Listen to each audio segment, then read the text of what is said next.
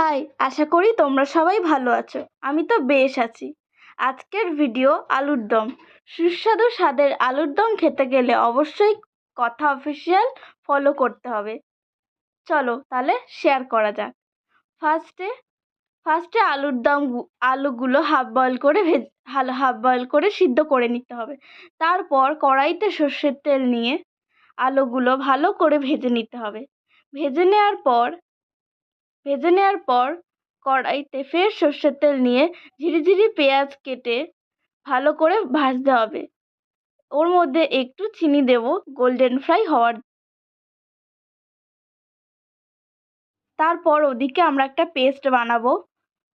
পেঁয়াজ, রসুন, টমেটো, কাঁচা লঙ্কা,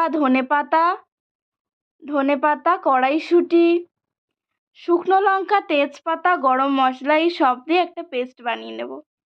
পেস্টটা পেঁয়াজের মধ্যে দিয়ে ভালো করে কষবো। কষা হয়ে গেলে একটা পাত্রে জল নেব।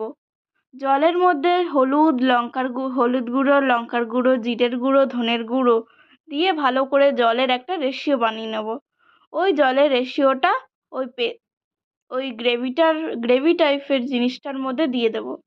দেওয়া হয়ে গেলে আমরা অপেক্ষা করব যতক্ষণ না গ্রেভি থেকে তেল ছাড়ছে।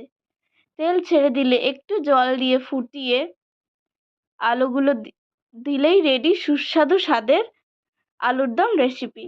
আপনারা অবশ্যই বাড়িতে ট্রাই করে দেখবেন ভালো লাগবে। আর ভিডিওটা ভালো লাগলে অবশ্যই লাইক, সাবস্ক্রাইব, শেয়ার করবেন। পাশে থাকুন।